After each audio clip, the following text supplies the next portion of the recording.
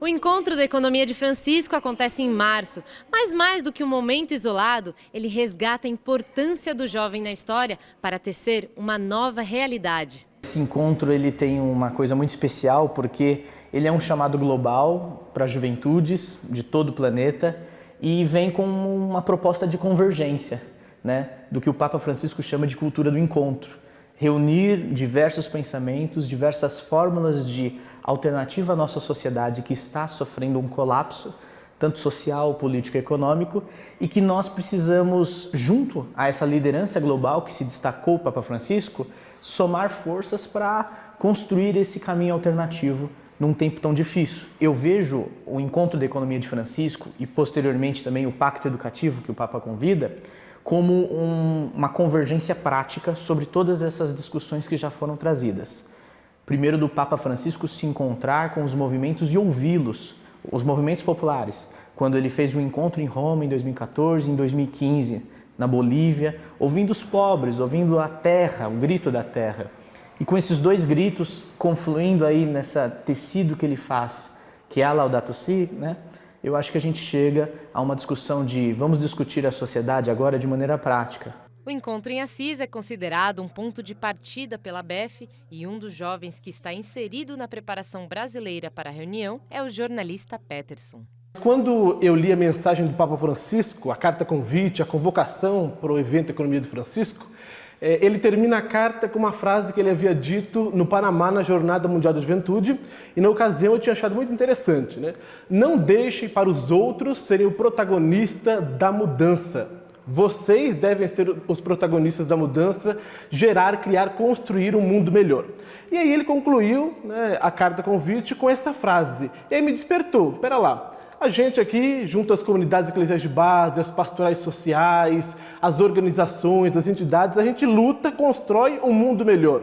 E tudo que ele expressou nessa carta, recordando a Laudato Si, recordando tantos outros pontos comuns à nossa ação pastoral, está expresso aqui. Então eu me senti convidado, a partir da carta do Papa Francisco, a participar deste evento, que vai ser um momento de reunir jovens do mundo inteiro, que têm experiências locais, nas periferias, nos grandes centros urbanos, de uma economia diferente, de propostas para gerar vida, como ele coloca, uma economia que gera vida e não mata, que inclui e não exclui, que cuida da criação e não a devasta. Então, como ele mesmo expressou, tudo está interligado, como se fôssemos um, e a gente quer levar isso e mostrar que, de fato, as nossas lutas, os nossos trabalhos pastorais têm muito a ver com a nova proposta econômica.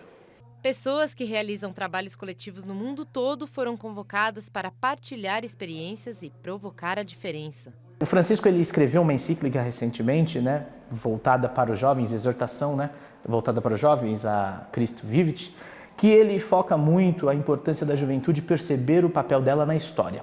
Não se perceber distante da história, ou seja, estamos dentro de um processo histórico, então nós temos um antes e um depois da gente, e nós temos que perceber o processo de mudança que está arraigado nas nossas práticas, porque há um processo de irromper a realidade do jovem. O jovem quer irromper culturalmente, socialmente nas suas relações, e Francisco faz uma convocação para pensar estruturalmente. O Papa Francisco convidou jovens até 35 anos, de 18 a 35.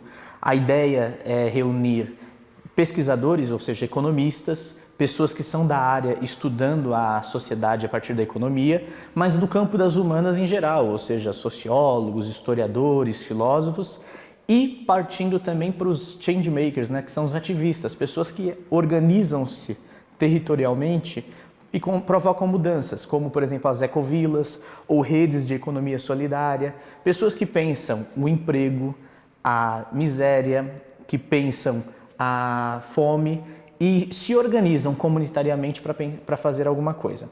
A expectativa é que, de fato, a gente comece e inicie um processo de mudança estrutural da economia do mundo. A gente não pode achar normal esses índices de desigualdade. Nessa sala aqui, cabem os 22 homens mais ricos do mundo, que têm uma riqueza igual a todas as mulheres do continente africano, que são 670 milhões. Não é normal isso, a gente não pode achar isso normal. A gente não pode achar normal uma realidade, num país como o nosso, de 12 milhões de desempregados, um tantão a mais de desalentados, aqueles que já desistiram de procurar empregos, outros em trabalho informal e um monte de gente em trabalho precarizado. Ou seja, qual a realidade do trabalho a gente constrói hoje? Qual a realidade dos idosos a gente vai construir? Então, nós somos, enquanto juventude, chamados a moldar, a planejar um outro mundo que não se constrói com todo esse cenário que gera morte. Clarissa Brito, para a Rede Vida de Televisão.